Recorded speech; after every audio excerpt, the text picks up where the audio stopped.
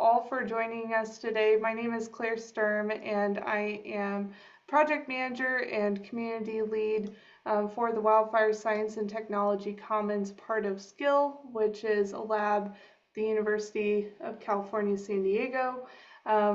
Here with me today is Taylor Munch from Milliman. This is a project that has been focusing on the WUI Data Commons and really doing a lot of groundwork here. And we've been excited to be a partner and collaborator of this effort as we think through the future of WUI data and how it can be more publicly available and accessible to the community. So with that, I'll hand it over to Taylor and take it away. Thank you so much, Claire. I'm Taylor Munch. I'm an associate actuary with Milliman, which, if you're not familiar with, is a global actuarial consulting firm. So Milliman offers a variety of solutions and services specialized in risk and insurance. We have kind of different practices. So within my practice, that's headquartered in San Francisco, we focus on personal insurance risk and largely homeowners insurance with a specialty in catastrophic risk. In the last few years, we've really grown in the realm of work regarding wildfire.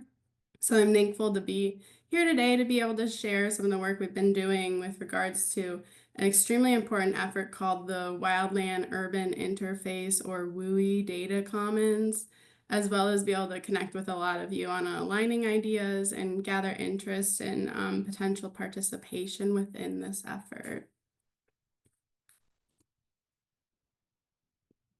So today we'll kick off by talking about the need for alignment in wildfire mitigation data, which is really the driving force behind this effort.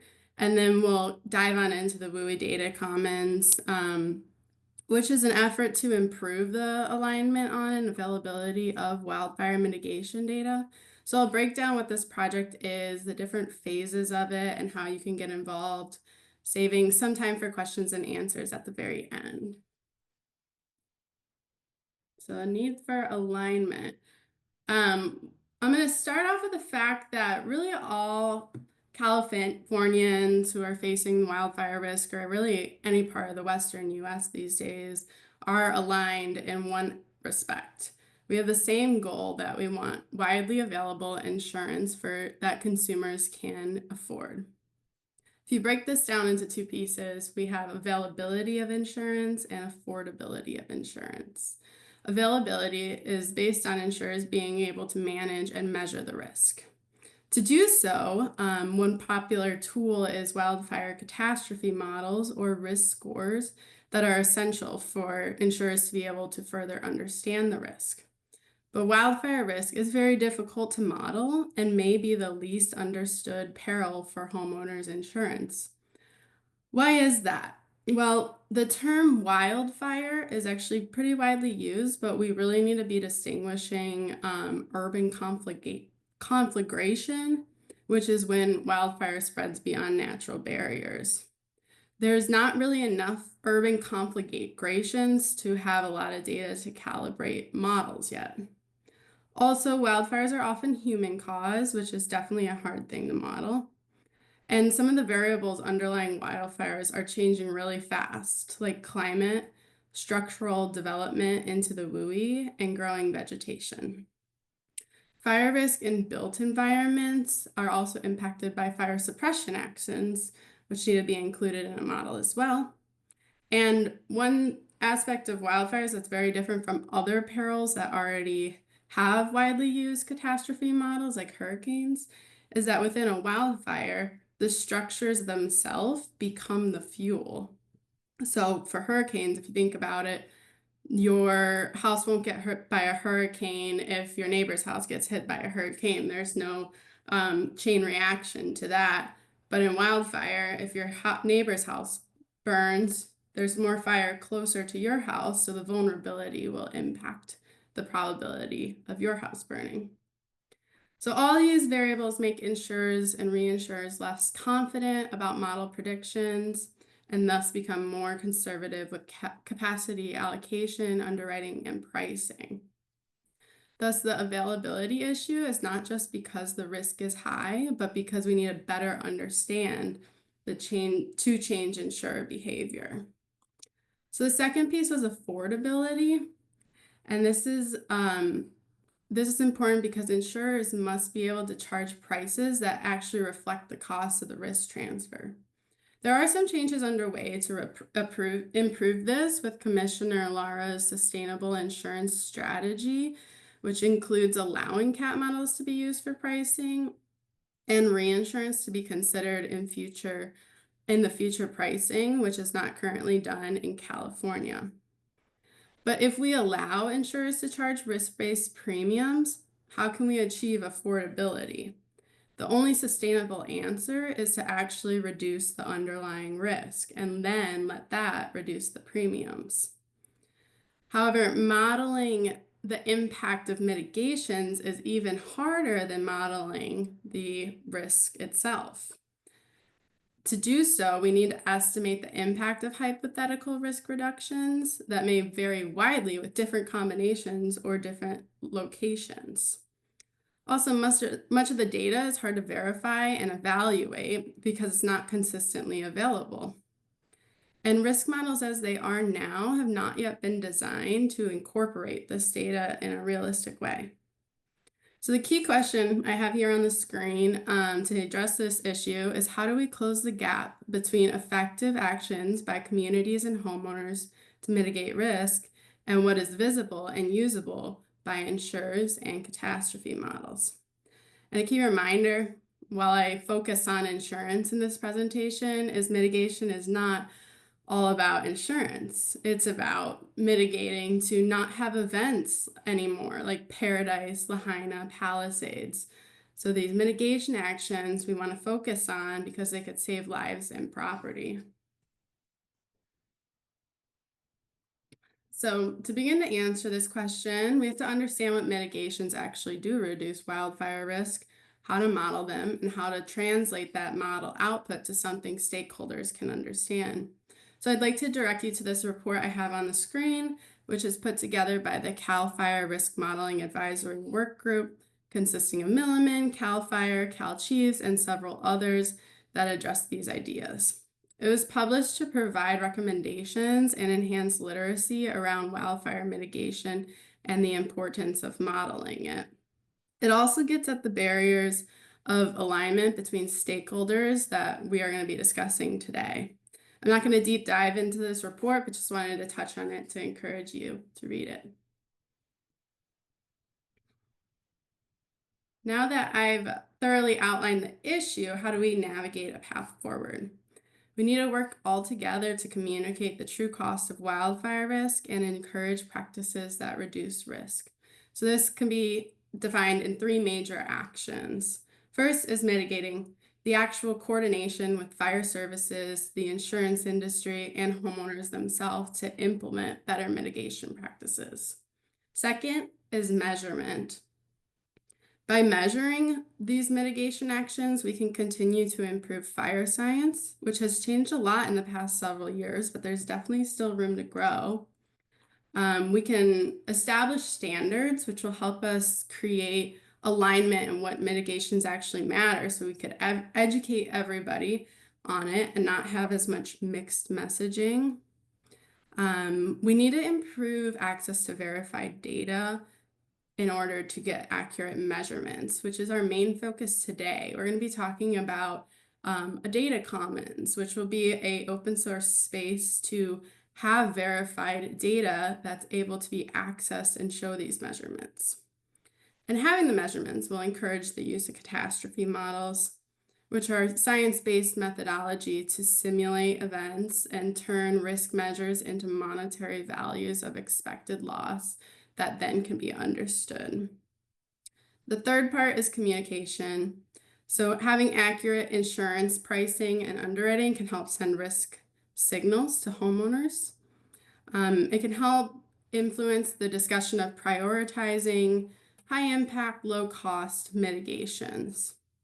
It'll help understand barriers to adoption of these ideas by communicating different stakeholder perspectives and really increase visibility and education on the issue. So our proposed solution is the WUI Data Commons, which will improve the access and quality of wildfire mitigation data. So this is a conceptual layout of what the WUI Data Commons would look like. Data can come from insurers, communities that already collect it, homeowners themselves doing inspections, fire chiefs, and any other parties that inspect. The data will be collected on a parcel level and community level.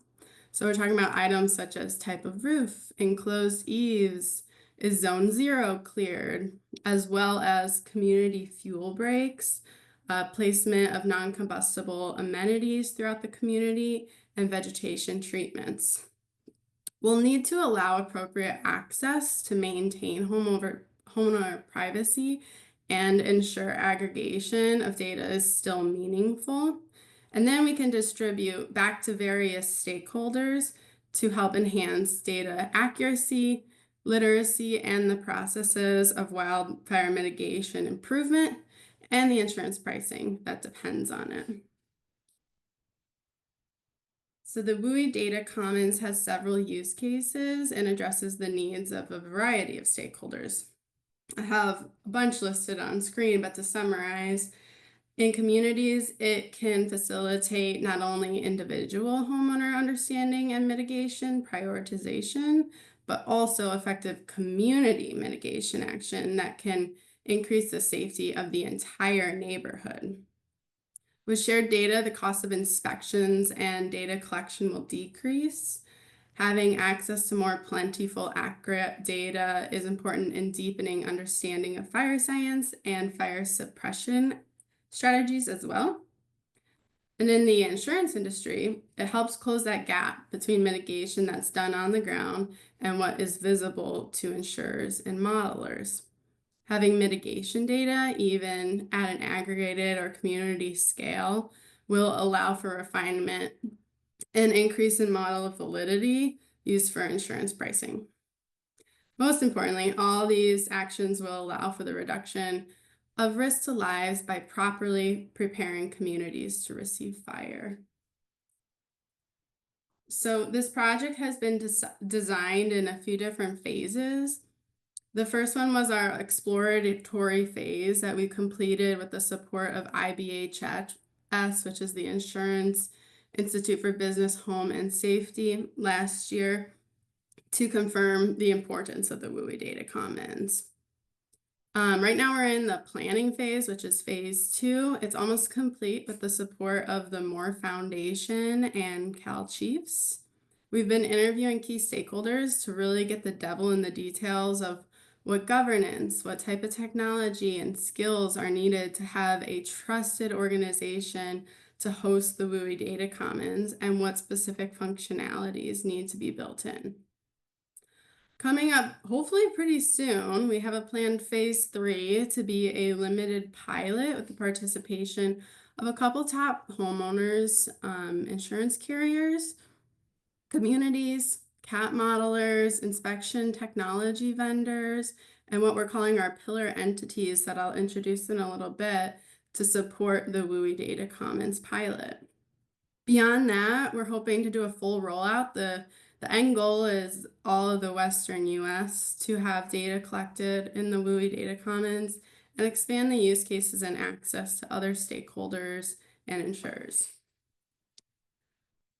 So to quickly review phase 1, we did confidential interviews with 5 of the top 10 California homeowners insurers, 2 reinsurers, 3 CAT modelers, and 1 regulator on the idea. We provided each interviewee, a sample of data for possible attributes and values as an example of what type of parcel level data could be in the WUI Data Commons. So this image on screen is a sample of what our online survey looked like. It was sent to gather information about each of the attributes, things such as how useful they are, what level of complexity is requested, the typical consistency of its availability right now and how confident the respondents felt. Almost all the characteristics were rated medium or high level of usefulness, and only a few of them were rated as being consistently available right now. So a few key takeaways from phase one. We found that there are significant gaps in crucial wildfire risk data at a structure level and even greater gaps at a community level. Everyone said that they would use the data and identified multiple use cases and benefits of it. They believe that better data would reduce uncertainties around wildfire risk. And better data would allow insurers to hopefully increase capacity and potentially improve insurance affordability. Many entities expressed interest in participating in a pilot, and we completed phase one with a report and a webinar, which are publicly available on the Milliman website or linked here. So in phase two, we began planning how can we actually build a WUI Data Commons. We asked questions such as, where will it be hosted? How will it be governed? What type of privacy concerns do we have to address? What's an actual detailed data specification and who should come up with it? How do we standardize the data and format it? How do we verify the data and how do we even collect the data? So to answer these questions, we hosted subject matter expert meetings with a variety of stakeholders, which I'm sure a lot of you also maybe heard about or attended. So this included fire services, communities, insurers, CAT modelers, consumer advocacy groups, government officials, industry trade groups, and others. We had focus group meetings on specific topics such as governance, aligned efforts, data standardization, specification, industry trade group feedback, inspection technology, and legal and privacy concerns. Some of the key takeaways that we are currently working on including in our draft plan for phase three are that we established primary use cases. So though there are many use cases to the data commons during initial construction, we'd like to focus on a few to have designed focused output. We also discovered there's not just one entity that can do all these things, govern, collect the data, verify it, standardize it, but rather it would be better if the tasks were divided among various pillar entities who specialize in each specific task. Phase two is also full of a lot of key reality checks on not only what is viable, but what the industry's willingness and conditions are around it, which is part of what makes this project so unique, is it will only be valuable if it's built in a way that works for all the different stakeholders. So the expression of varying opinions, finding perspective, and proposing solutions to it was a really large challenge in phase two and an achievement as we wrap it up. So we gained support from a lot of these entities, as well as several communities, nonprofits, and fire districts to move forward with phase three. And the final deliverable for phase two will be a report outlining the phase two process and the outcomes designed into a phase three pilot plan, which today you get a preview of.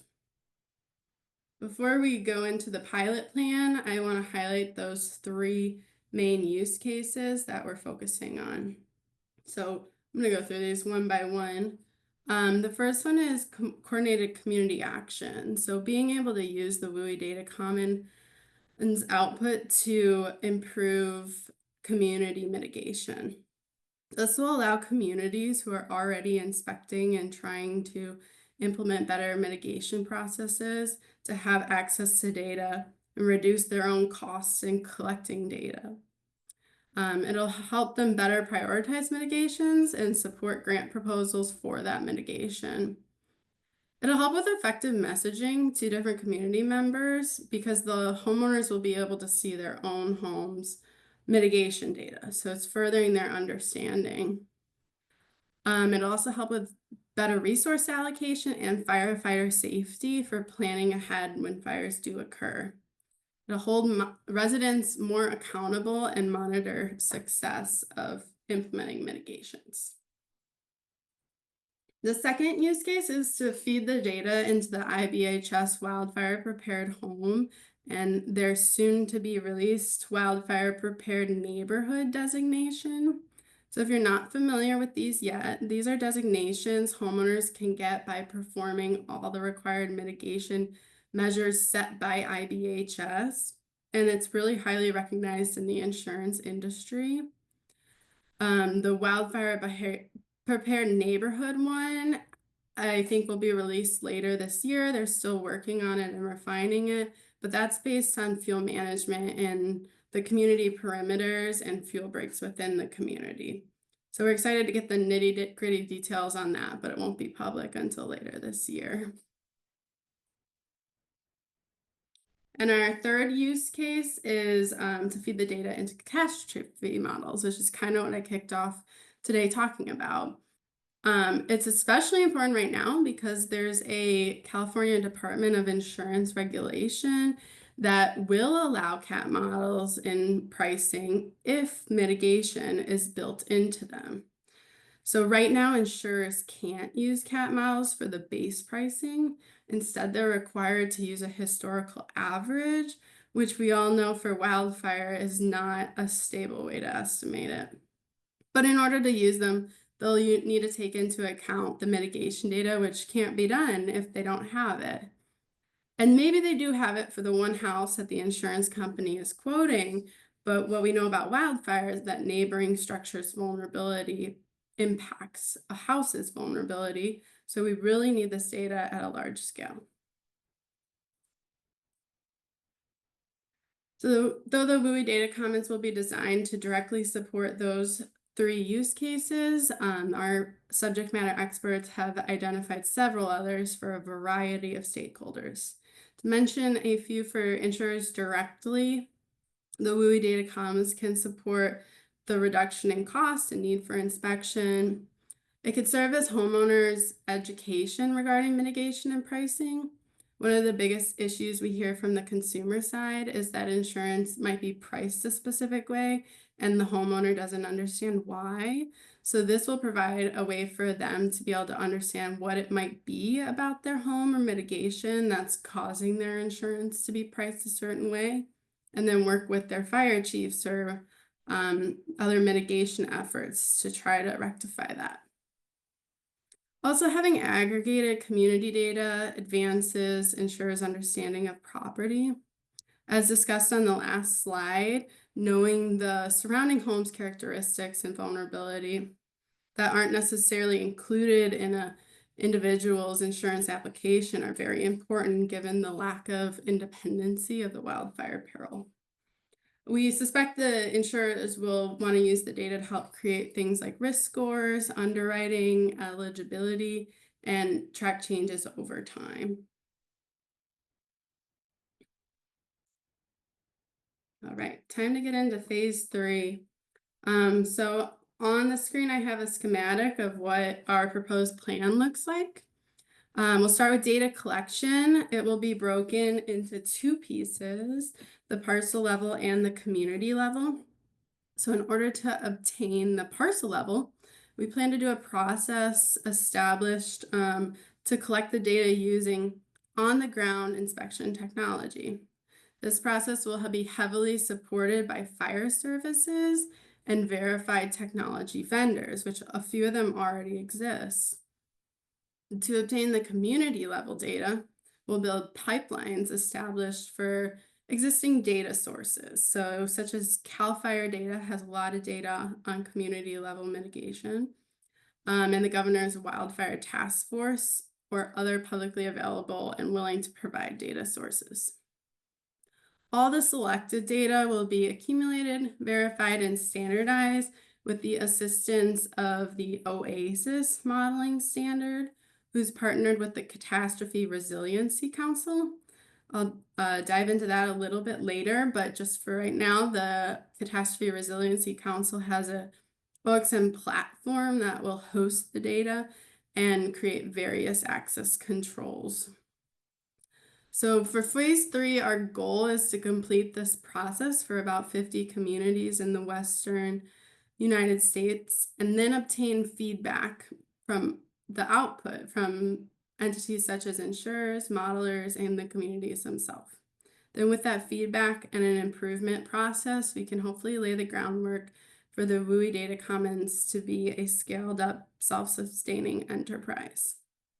I also want to introduce 2 important aligned outcome-oriented efforts to help us measure the success of phase 3. One is what we're calling mitigation makeovers. So our hope for this is that fire services can help us implement mitigation after inspection, which will be an opportunity for homeowners to apply and receive outside funding for prioritized home mitigations based on what they see in the WUI Data Commons. Then the WUI Data Commons can be updated to reflect that mitigation, and modelers or insurers can calculate an improvement in wildfire risk based on that mitigation. The second effort is insurability fairs. So with the assistance of consumer groups and communities, we hope to host these events where communities and homeowners can display good mitigation work shown in the WUI Data Commons directly to insurers in a similar fashion that a student would show their resume at a college career fair. No participating insurers will have to commit to writing or pricing a community, but it's just a way to help close the gap of visibility.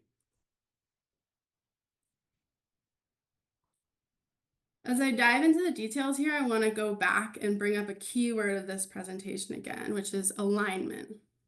This slide shows a few other efforts that are out there that are synergistic to the WUI Data Commons, because we've recognized the importance that working in alignment with other wildfire resilience efforts, and we really want to emphasize the main goal of the WUI Data Commons is to provide support to all those efforts regarding wildfire mitigation and the literacy around it. So a few of the aligned entities that are directly involved in the phase 3 plan that I've previously referred to are the pillar entities are listed here. This includes the Western Fire Chiefs Association and relevant fire services who will assist in a data specification definition, oversee the parcel level inspection process, and help implement those mitigation makeovers. Also listed here is IBHS. IBHS has their designations that I've discussed, and they include a detailed data specification that we can potentially use for the WUI Data Commons. In turn, we hope that the output of the WUI Data Commons can then support reviewing and assigning designations, simplifying that process for them to get more designations. Next, I had the Wildfire Science and Technology Commons. They are included for specifying and sourcing community level data. There's already some existing sources for this data, and that pipelines can be built too.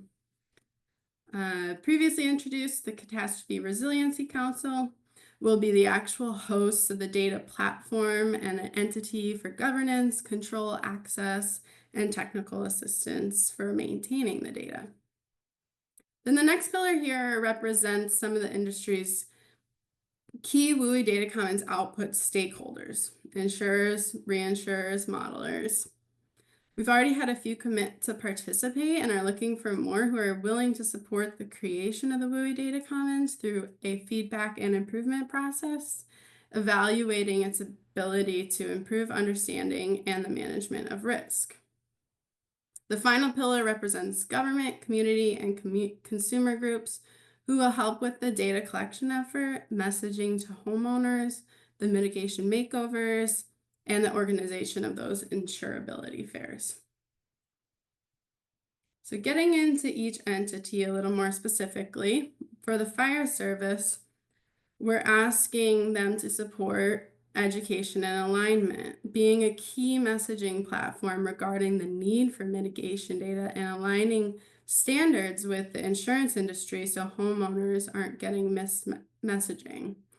An issue that exists right now is that homeowners don't know what to do if the fire chief tells them one thing and their insurance company tells them another. So really trying to align in that science and having that fire chief close to home be the one to be the key messenger. Also encouraging the use of the inspection technology and data collection. So trying to get over the hump of a homeowner insurance reluctancy to provide this data. And promoting the actual mitigations that are implemented after the inspections are done. Next, the Wildfire Science and Technology Commons. So as you all know, since you're here today through their platform, their mission is to break down barriers between entities with common goals. That's why they're the perfect entity to be creating pipelines for community data that we need to put in the WUI Data Commons. Several entities are collecting this great data that important stakeholders might not be aware of or know how to access. So the key idea here is to create a one-stop shop and facilitate the transfer of data. The Catastrophic Resiliency Council is a nonprofit organization supported by the insurance industry and has expertise in insurance and technology. So they're an ideal entity to actually host the data platform. And they're already building out a platform called the OXM platform, and the WUI Data Commons is a perfect fit for it. So with the assistance of their partner Oasis, who already has a data standardization process that fits into OXM, the data can be input, transformed, standardized, and controlled through OXM.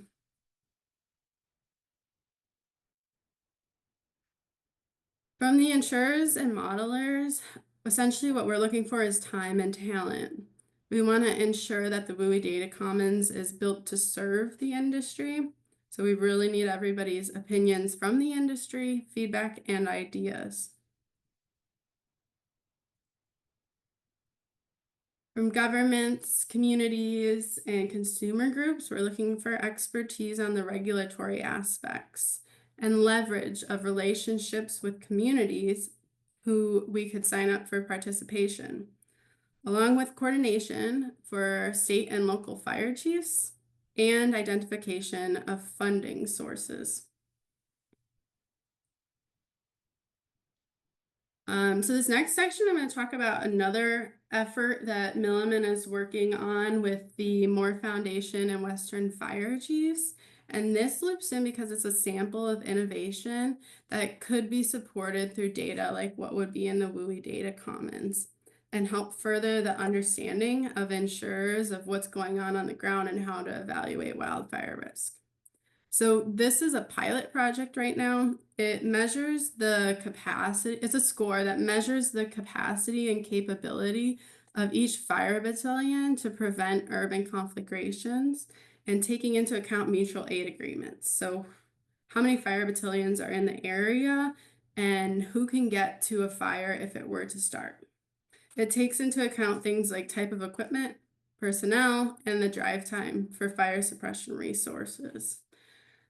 And I've heard that a lot of times right now we're considering kind of distance to fire stations as all equal, and it's not taking into account that what type of equipment might actually be available there.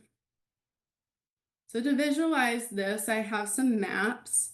The left shows the equipment availability by battalion, and the right shows the drive time in minutes to a specified centroid to determine how quickly the fire response will arrive. And this was done for Contra Costa County so far, and we are hoping to collect data from all battalions all throughout California right now. So to wrap up phase 3, we're really looking for 3 criteria for success.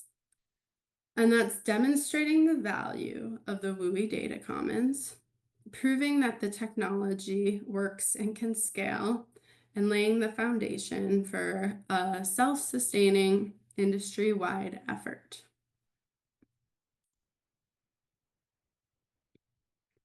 As we wrap up phase 2, one thing that we are going to be including in the report is letters of support from all the various entities that have been our subject matter experts or have learned about the WUI Data Commons and would like to participate or support the effort. So this on screen has my email. I'll have it on the last slide too. But if your entity is willing to support the WUI Data Commons, we'd love to include a letter of support from you in the final report for phase 2. And I do have a template as well I could send you if you'd like to see that or what other letters of support have looked like. So these are the entities that we've already collected letters of support from and are going to be participating in phase 3. I'll leave this on screen for a minute to just wrap up what our final steps are for phase 2 is going to be socializing the plan with more entities and insurers and looking for volunteers in the pilot like I'm doing today.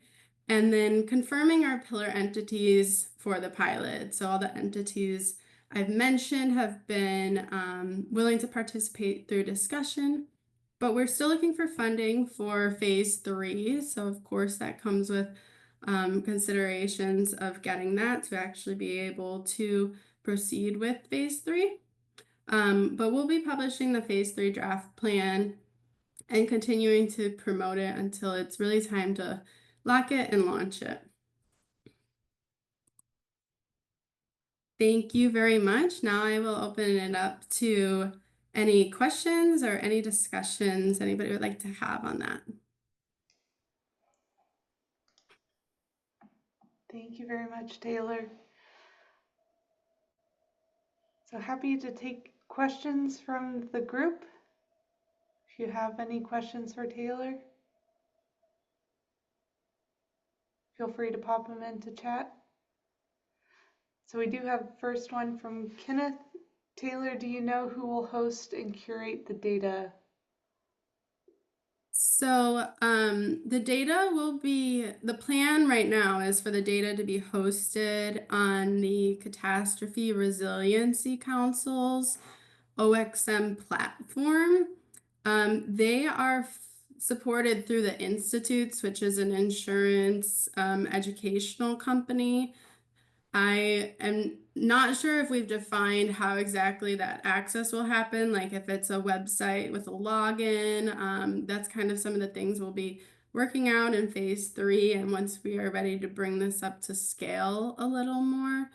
But there will definitely be controls and access to maintain homeowner privacy. So maybe the homeowners have access to just their own data, but maybe the fire services have access to their whole community's data, but the insurers only have access to specific data. So all that controls has to be worked out for how the access will be done. And for curating the data,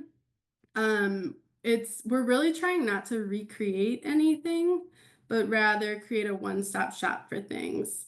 So a lot of the data is already out there. It's on various fire services, communities, government websites. So we want to put it in one place that's easily accessible and understood by the insurance industry, as well as communities and fire services. And the parcel level data specifically is not publicly available. So that will have to be collected through an inspection process. Thank you, Taylor. And Danielle asked, is there any idea of the cost needed to fund this type of project? So that's a good reason why it's kind of broken into phases too. So the pilot featuring about 50 communities, I have to just kind of ballpark a guess, but I think we're looking at about $1.5 million to fund.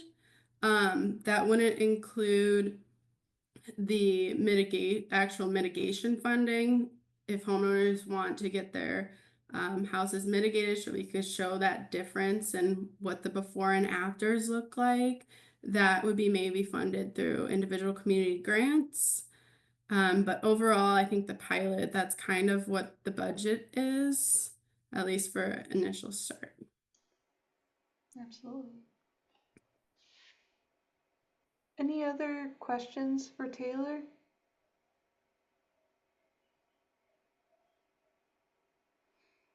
So another one from Kenneth. How often do you plan to update the data? That is a great question. So for the initial pilot, there'll be initial inspections, and then for any homes that get mitigated, there would be an update for that.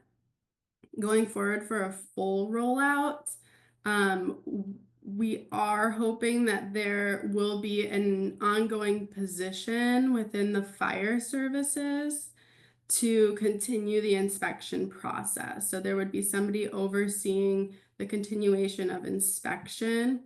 I don't have a definitive answer on if it would be annually or just anytime a homeowner makes a change, but we do hope that there is an ongoing position to oversee that.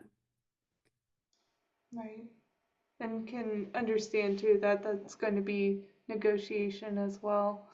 And Danielle asked as well, when will the phase 2 report be available? My hope is for in about a month. Right now, we are collecting those letters of support. So we want to keep it open to be able to obtain as many as we can for that, as it'll support us as we look for funding, having all those entities backing the effort. So we'll keep it open to be able to gain those letters and include them in the phase 2 report before we release it. Great. And definitely a call to attention for those letters if folks are looking for an opportunity to collaborate.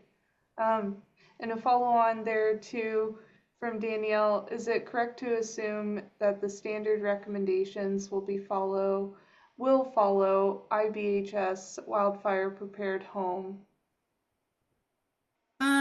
So the what we will collect will be based on a detailed data specification that will be recommended by IBHS as well as the fire services led by the Western Fire Chiefs. But the recommendations, I would say the WUI Data Commons is not a part of. We do not want to be including anything subjective or any opinions in it.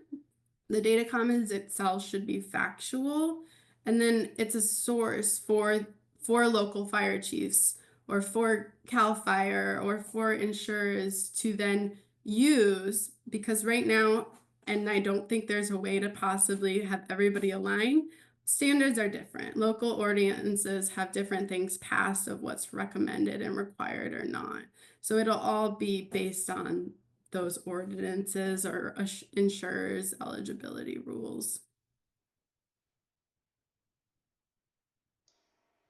And Kenneth asked, do you have a fire department that is committed to collecting these parcel data yet? I can see this being a tremendous lift in an already busy schedule. It's a fair point, Kenneth. It sure is. But I think a lot of fire departments also realize the importance of it, that having the homes mitigated saves them their job too. Because if less homes are burning, then there's less fires to put out per home, and they could focus on the actual part of the fire that's burning in the wildland.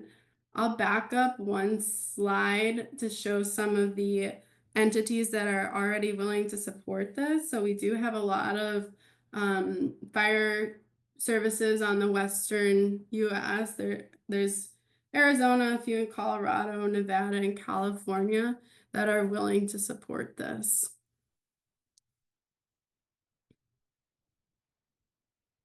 Great. It's good to have those conversations and also to ideate too on what would be the process based off of schedules and timing, and also existing processes that they already have as well. And Craig mentioned good news is that many of these agencies are already using Fireside, built in data into that platform, which is good. Any other Yeah. questions for Taylor? Oh, we've got one. Um, Engaged in the electric utilities thus far, so I don't think that's been covered. No, I didn't touch on it today. We have had a lot of conversations with utility companies, and they've been members of the subject matter expert meetings. We've received a lot of support for them. I don't, we've requested letters of support as well, so we'll just see based on kind of litigation and what else they're dealing it with right now, what their participation level will look like. So I'm not seeing any further questions in the chat, and I know that some folks might be heading off to the next great thing. So thank you so much, Taylor. Really appreciate your time and all the information you've shared and all the great questions from the community. We look forward to the next conversation that we'll be having on June 9th. It will be with our friends with Earth Fire Alliance. So we're excited to have that conversation upcoming, and we'll talk with the community then. Thank you again, Taylor. Thank you all.